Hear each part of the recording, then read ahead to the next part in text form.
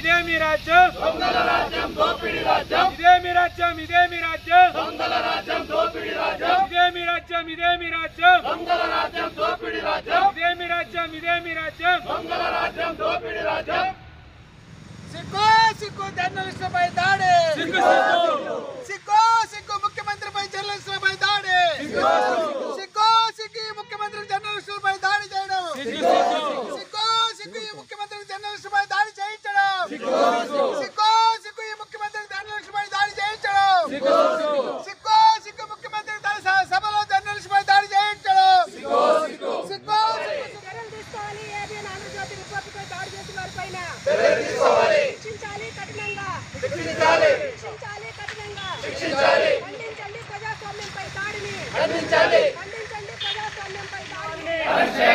జర్నలిస్టులపై దాడి చేసిన వారిని ప్రజాస్వామ్యాన్ని కాపాడాలి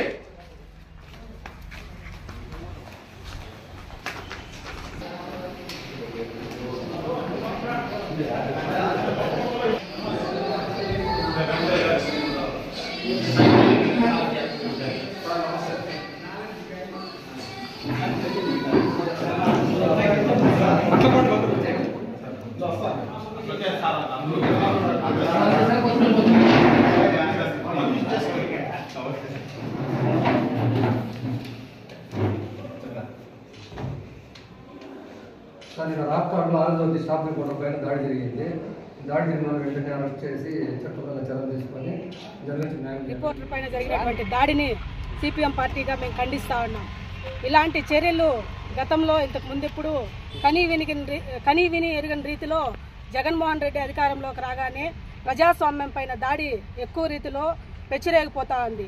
ఎక్కువగా జర్నలిస్టులు అంటే వాళ్ళ స్వేచ్ఛను హరించే విధంగా జర్నలిస్టులపైన పదే దాడులకి పాల్పడుతున్నారు. ఇలాంటి ఆటవిక చర్యలు కనుక మళ్ళా కూడా పునరావృతమైతే ప్రజాస్వామ్యం పూర్తిగా హరించకపోతుంది. ప్రజాస్వామ్యం పైన ప్రజలకు ఉన్నటువంటి విలువను అలాగే గౌరవాన్ని కోల్పోయి ఈ ప్రభుత్వం పైన అలాగే వ్యతిరేకతను కూడా పెద్ద ఎత్తున పెంచుకొని ఖచ్చితంగా ప్రజలు అలాగే ప్రజాస్వామికవాదులందరూ కూడా ఇలాంటి చర్యలను ఖండించకపోతే మనం అందరూ కూడా మళ్ళా మన భవిష్యత్తును కూడా ఒకసారి ఆలోచించుకోవాల్సినటువంటి అవసరము ఏర్పడింది. కాబట్టి వెంటనే ఎవరైతే దాడికి పాల్పడినారో వాళ్ళపైన చట్టపరమైన చర్యలు తీసుకోవాలి, వాళ్ళని వెంటనే అరెస్ట్ చేయాలి.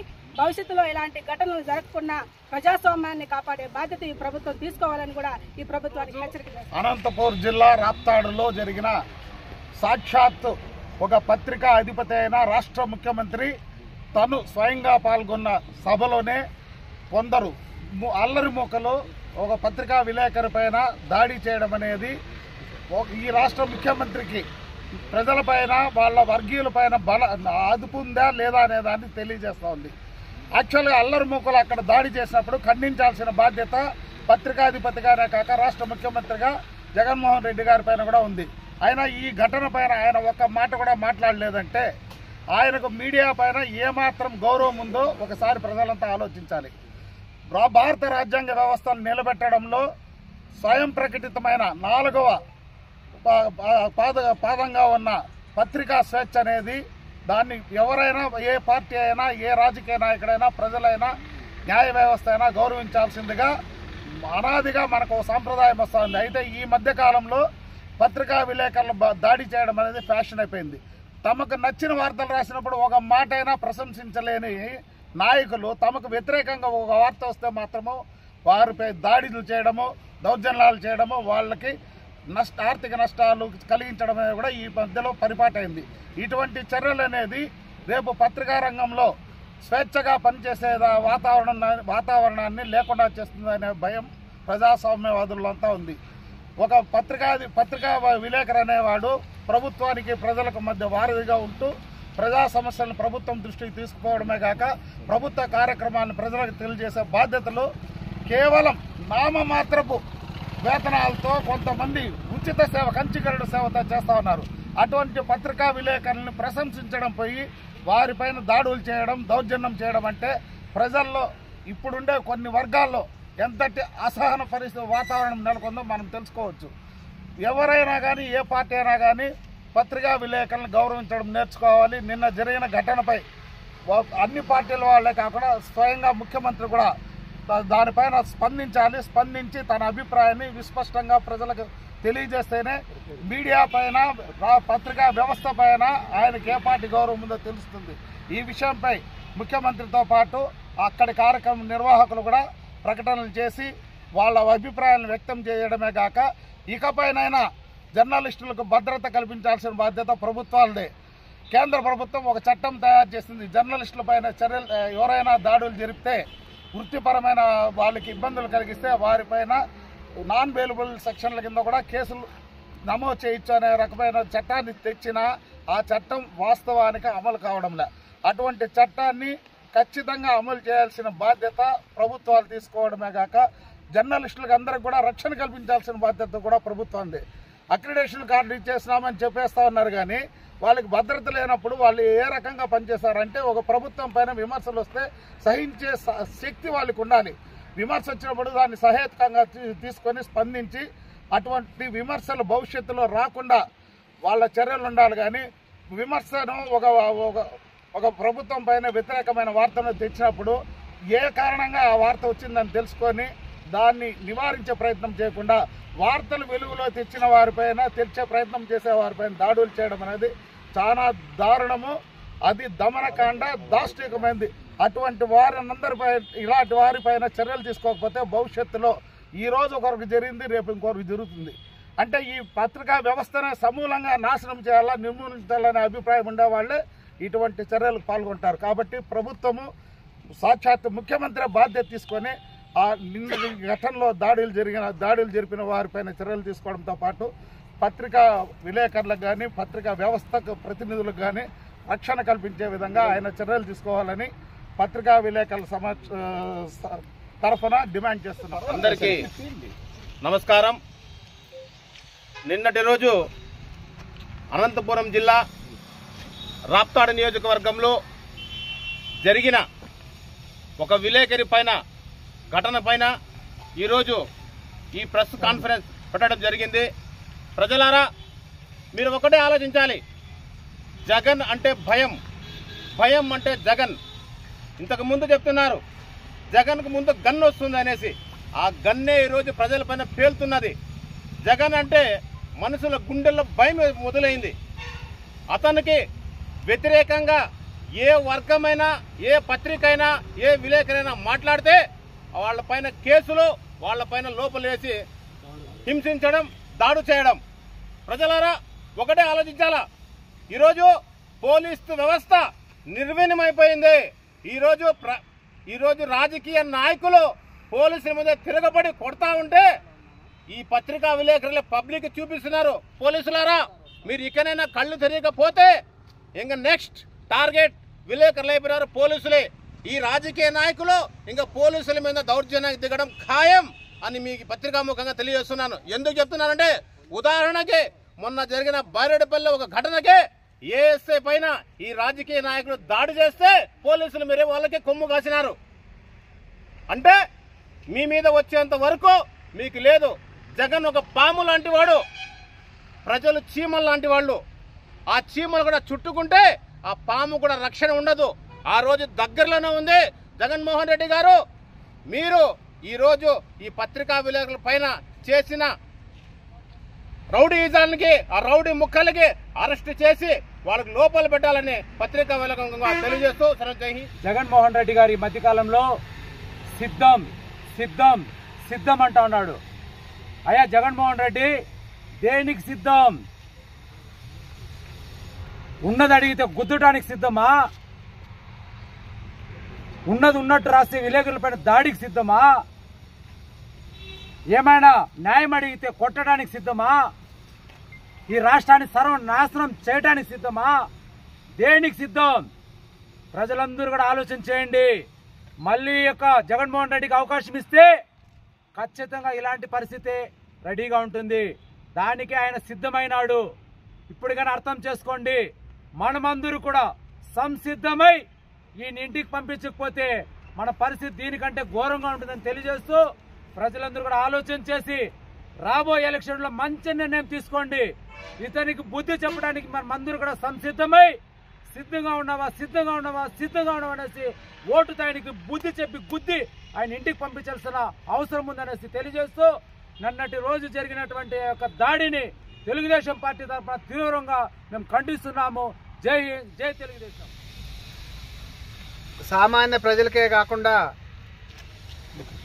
ఈ రాష్ట్రంలో జరుగుతున్నటువంటి దాడులను, ప్రజల మీద జరుగుతున్నటువంటి దౌర్జన్యాలను, ప్రజల ఆస్తులని ధ్వంసం చేస్తూ అక్రమంగా వాటిని స్వాధీనం చేసుకుంటున్న వాటిపైన ప్రజలకి, ఈ సమాజానికి పెద్ద ఎత్తున తెలియజేసే కార్యక్రమంలో ఈరోజు ఫోర్త్ ఎస్టేట్గా ఉన్నటువంటి మీడియా పత్రికల పైన కూడా ఈరోజు జగన్మోహన్ రెడ్డి గారు స్వయంగా తను పాల్గొంటున్నటువంటి సభలోనే నా ప్రభుత్వము రాబోయే కాలంలో నా పాలన ఎలా ఉంటుందో చూడండి అని చెప్పేసి నిన్న అనంతపురం జిల్లాలో రాప్తాడులో జరిగినటువంటి ముఖ్యమంత్రి గారి సభ ద్వారా తన యొక్క భవిష్యత్ కార్యాచరణని ఈ రాష్ట్ర ప్రజలకి చూపించాడు.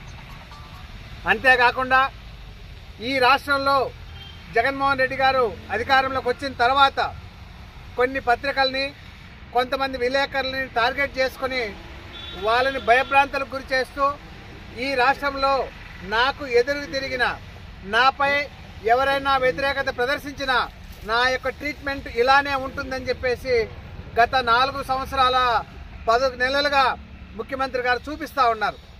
దానికి భిన్నంగా ఈ రాష్ట్ర ప్రజలు, ఈ రాష్ట్రంలో ప్రజాస్వామికవాదులు, ఈ రాష్ట్రంలో హక్కుల నాయకులు దాన్ని తీవ్రంగా ఖండిస్తూనే వస్తున్నారు. అలాంటి వాళ్ళ మీద విపరీతమైనటువంటి దాడులు జరుగుతూనే ఉన్నాయి. దాన్ని ఈ యొక్క ముఖ్యమంత్రి గారు నిన్న సభలో కూడా రిపీట్ చేయించినటువంటి పరిస్థితి.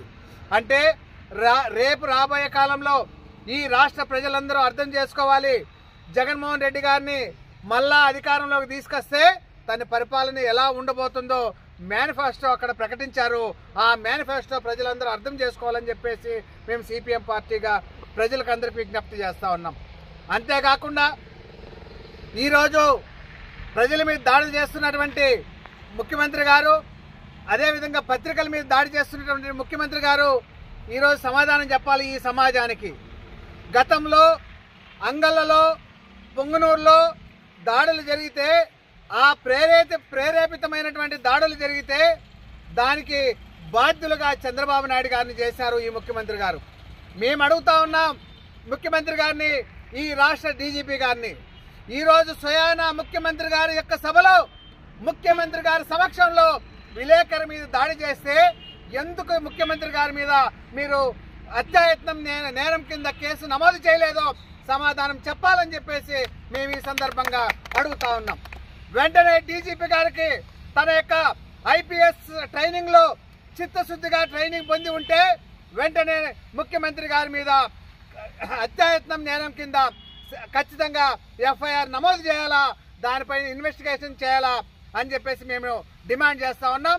అంతేకాకుండా రాబోయే కాలంలో ఈ యొక్క దాడులు తీవ్రంగా పెరిగిపోయే ప్రమాదం ఉంది కాబట్టి కేంద్ర ప్రభుత్వం, కేంద్ర హోంశాఖ ఖచ్చితంగా ఈ రాష్ట్రం మీద ప్రత్యేకమైనటువంటి నిఘా ఏర్పాటు చేయాలి. రాబోయే ఎన్నికల్లో ఈ రాష్ట్రంలో శాంతి భద్రతల్ని కాపాడాల్సినటువంటి బాధ్యత కేంద్ర ప్రభుత్వం కూడా తీసుకోవాలని చెప్పేసి మేము ఈ సందర్భంగా కేంద్ర ప్రభుత్వాన్ని డిమాండ్ చేస్తా ఉన్నాం. అంతేకాకుండా ఈరోజు ఈ రాష్ట్రంలో ఉన్నటువంటి అన్ని రాజకీయ పార్టీలకి మేము ఒకటే విజ్ఞప్తి చేస్తా ఉన్నాం. ఈ రాష్ట్రంలో ప్రజాస్వామ్యాన్ని కాపాడాలనంటే, ఈ రాష్ట్రంలో ప్రజలకు ఉన్నటువంటి హక్కులను కాపాడాలంటే, ప్రజల యొక్క ఆస్తులకు రక్షణ కలిగించాలనంటే మీరు రాజకీయాలను పక్కన పెట్టి ఈ రాష్ట్రంలో ప్రజాస్వామ్యాన్ని, రాజ్యాంగాన్ని అమలు చేసే పద్ధతిలో మీరందరూ వ్యవహరించాలా, రాజకీయాల పక్కన పెట్టి అని చెప్పేసి మేము అన్ని రాజకీయ పార్టీలకి విజ్ఞప్తి చేస్తా ఉన్నాం. ఈరోజు ఏబిఎన్ ఆంధ్రజ్యోతి మీద దాడి చేస్తారు, రేపు ఇంకొక ప్రభుత్వం వస్తే దానికి వ్యతిరేకమైనటువంటి ఛానల్ మీద, పత్రికల మీద దాడి చేస్తారు. ఇది ఎక్కడికి తీసుకెళ్తున్నాం మనం ఈ ప్రజాస్వామ్యాన్ని అని అడుగుతున్నాం. మనం మన పరిపాలన ద్వారా ప్రజలకి ఎలాంటి సందేశం ఇస్తున్నామని చెప్పేసి మనం అడుగుతా ఉన్నాం. కాబట్టి ముఖ్యమంత్రి గారు దీన్ని ఖచ్చితంగా స్పందించాలా. ముఖ్యమంత్రి గారు స్వయాన పత్రికల మీద ప్రత్యేకంగా ఆంధ్రజ్యోతి, ఈనాడు లాంటి ఆంధ్ర జ్యోతి విలేకరుల మీద చేస్తున్నటువంటి వ్యాఖ్యలు ఈరోజు ప్రజలను రెచ్చగొట్టే పద్ధతిలో ఉండడం వల్ల నిన్న అనంతపురంలో రాప్తాడులో జరిగినటువంటి దాడి దానికి ఉదాహరణగా మనం చూడొచ్చు. ఒక బాధ్యత కలిగినటువంటి పదవిలో ఉన్నటువంటి వ్యక్తులు చాలా సంయమనంతో మాట్లాడాల్సినటువంటి అవసరం ఉన్నది. ఆ యొక్క సంయమనం కోల్పోతే ఎలాంటి ప్రమాదాలు జరుగుతాయో నిన్న రాప్తాడులో జరిగినటువంటి ఘటన దానికి ఉదాహరణగా ఈ రోజు మనకు నిలబడతా ఉంది.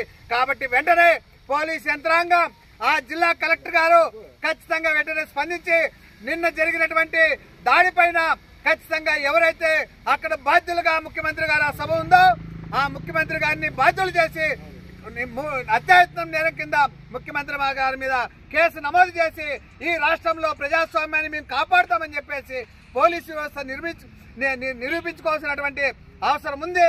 లేని పక్షంలో ఖచ్చితంగా ఈ రాష్ట్రంలో శాంతి భద్రతలు లోపించే ప్రమాదం ఉంది. తద్వారా ఈ రాష్ట్రం అయోగతి పాలవుతుంది. రాష్ట్రం రావణ కాష్టిగా మారే ప్రమాదం ఉంది రేపు రాబోయే ఎన్నికల్లో అని చెప్పేసి తెలియజేస్తూ ఎన్నికల కమిషన్ కూడా ఈ విషయాన్ని సీరియస్ గా తీసుకొని వెంటనే చర్యలు చేపట్టాలని చెప్పేసి మేము సిపిఎం పార్టీగా డిమాండ్ చేస్తా ఉన్నాం.